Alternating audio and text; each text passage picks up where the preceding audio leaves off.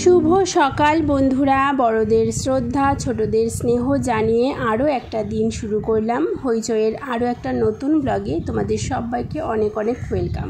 কেমন আছো তোমরা সবাই অবশ্যই জানিও। সকালবেলা ফ্রেশ হয়ে চা বানিয়ে সবজি নিতে চলে এলাম, সবজির ডাক শুনেই। আমি তো ব্লগ বানাতে ভীষণ ভালোবাসি, কিন্তু এই সবজিওয়ালা দাদাটাও আমার ব্লগে আসতে যেন খুব ভালোবাসে।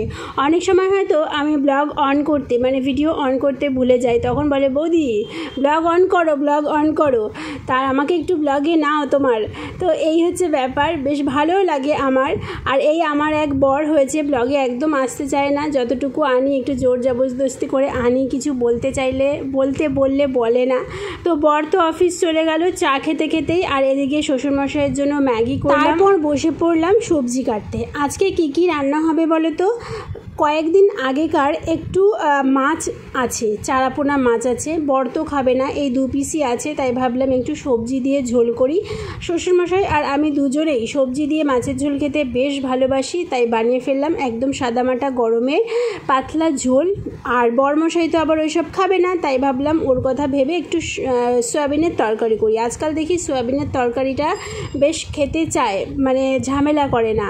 অ্যাকচুয়ালি ও এখন বুঝতে শিখছে অল্প অল্প করে যে সময়ের সাথে সাথে নিজেকে মানিয়ে নিতে হবে। আগে অনেক কিছু খাবো না, এটা না সেটা না বায়না করতো, কিন্তু এখন ইদানিং খুব একটা বায়না করে না। তো তার কারণ তোমরা সবাই জানো, আমার লাইভ যারা দেখো, তো এখন কি পরিস্থিতিতে আছি তোমাদের নেক্সট লাইভে এসে অবশ্যই জানাবো। তোমরা সাথে থেকো, পাশে থেকো, এই আশাই করবো। চ্যানেলটা সাবস্ক্রাইব করে পাশে থেকো। আর দেখো এদিকে আমার সয়াবিনের তরকারি হয়ে গেল, গ্যাস ট্যাস মুছে টুচে নিয়ে একেবারে কাজটা কমপ্লিট করে নেবো, কারণ পরে আর ইচ্ছে করে না। Good afternoon friends. দেখো তোমাদের সাথে গল্প করতে করতে, কাজ করতে করতে সকাল থেকে দুপুর হয়ে গেল। স্নান করা হয়ে গেছে, এবারে খাবার নিয়ে চলে এসেছি। খুব খিদে পেয়েছে গো, কারণ সকালবেলা কিছুই খাওয়া হয়নি, একটু খিদে পাচ্ছিল, একটু 2টো বিস্কুট খেয়ে। কারা কোথা থেকে দেখছো অবশ্যই কমেন্ট করো, ঠিক আছে?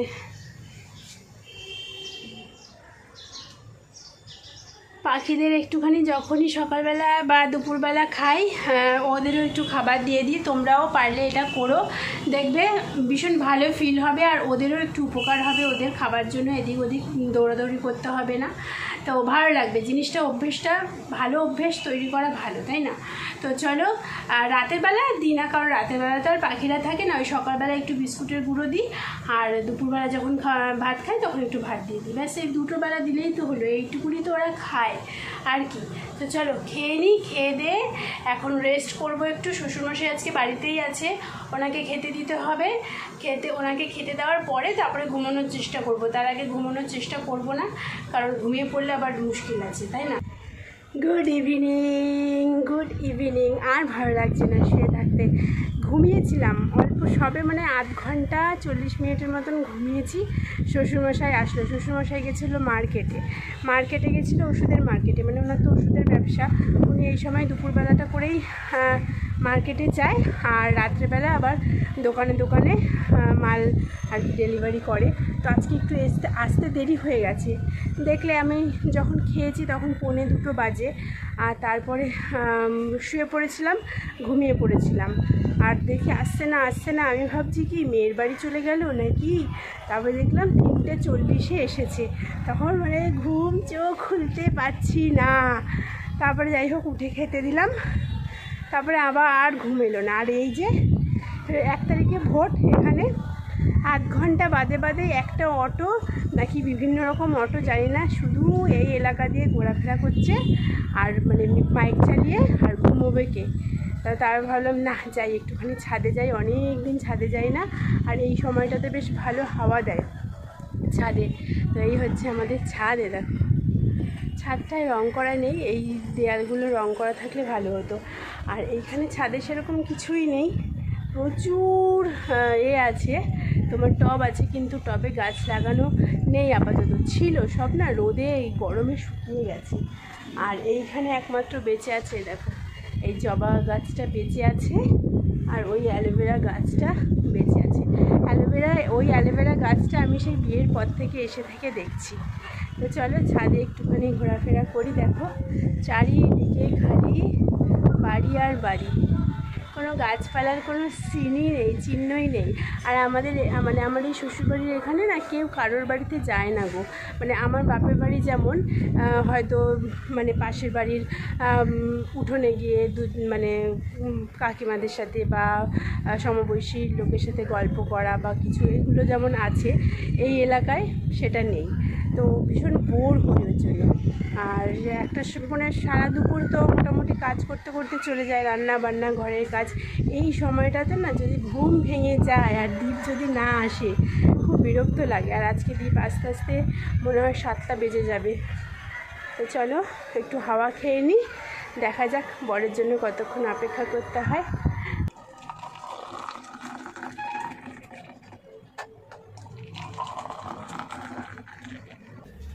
বাবা তুমি আজকে তো বিশাল টাইমিং এলে।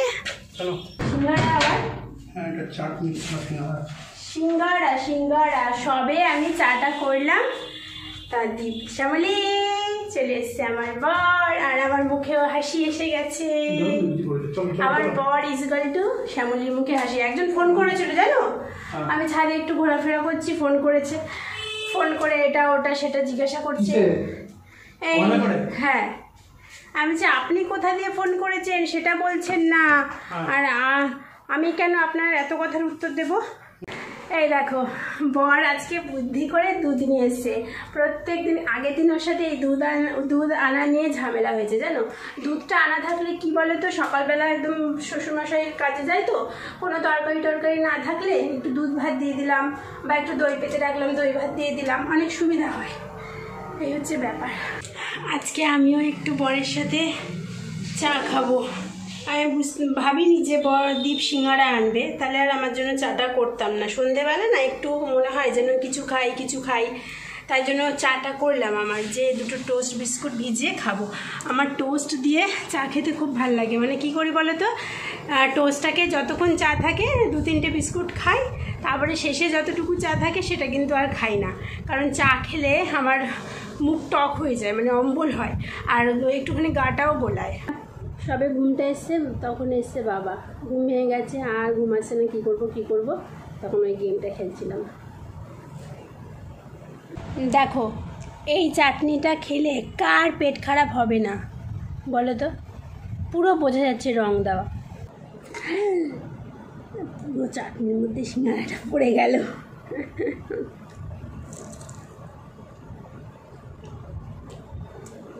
আজকে আমার পেট খারাপ থেকে কেউ ঢুকতে পারবে না।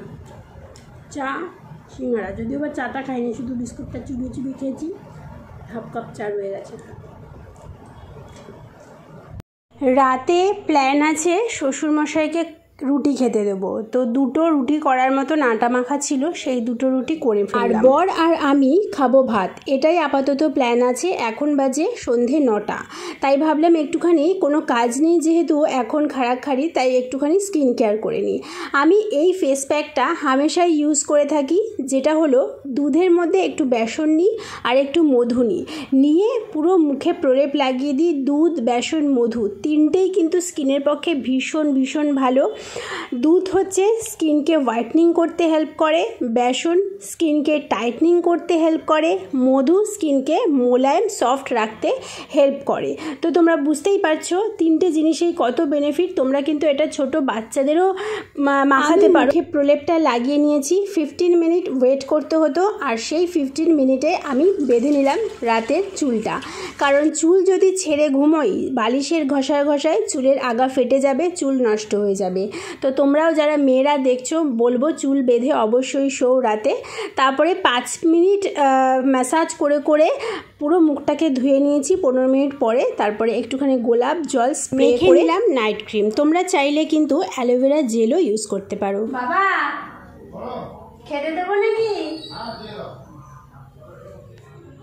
আচ্ছা, তোমরা কারা সয়াবিনের তরকারি খেতে ভালোবাসো হাত তোলো তো। আমি কিন্তু বেশ ভালোবাসি, আর এই বাড়িতে আসার পর থেকে খুব একটু কমই খাওয়া হয়। ইদানিং আবার যদিও বা শুরু হয়েছে খাওয়া, ওই মাছ বাজার খুব একটা করতে পারছি না, তো তাই ডিম সয়াবিন এসব দিয়েই কাজ চালাচ্ছি বেশিরভাগ দিন। শ্বশুরমশাইকে সয়াবিন দিয়ে রুটি দিলাম, আর সাথে একটুখানি দুধ দিলাম, বয়স্ক মানুষ এত ঘাটাঘাটনি করে। কালকে সকালবেলায় শ্বশুরমশাইয়ের বেরোনো আছে, তো একটু দই পেতে দিলাম, দুধ বা দই দিয়ে খেতে দিলে উনি বেশ ভালোভাবে খেয়ে নেয়। টান টানা টান টান, লাইট অফ। কাজ সব কমপ্লিট হয়ে গেছে। এবারে বর ঠিক মতন বলছে না যে ও ভাত খাবে না রুটি খাবে। রুটি করার আর টাইম নেই, যদি রুটি খাই বলবো তাহলে 7টা রুটি তোমার জন্য নিয়ে আসো, আর আমি ভাত আছে ভাত খেয়ে নেবো। তো চলো, আজকের ব্লগটা এটুকুই থাকবে। যদি এই ছোট্ট ব্লগটা ভালো লেগে থাকে, আজকে ব্লগটা একটু ছোট্ট হয়ে গেল, যদি ভালো লেগে থাকে একটু লাইক দিও, চ্যানেলটা সাবস্ক্রাইব করো, সবাই পাশে থেকো, সবাই ভালো থেকো, আমিও যেন ভালো থাকি। তোমরা একটু প্রে করো যেন খুব তাড়াতাড়ি আমাদের সমস্যাটা মিটে যায়। তো এখন একটুখানি টেনশানটা একটুখানি কমেছে, তার কারণটা তোমাদের পরের দিন লাইভে এসে বলবো। তো আজকে আর বেশি বক করছি না, এখন 10টা বাজে, 10:45, এখন ভিডিওটা আপলোড করব। জানি না সময়ের মধ্যে আপলোড হবে কিনা, হয়তো 10-15 মিনিট লেটও হতে পারে, তো তার জন্য ক্ষমা চেয়ে নিচ্ছি।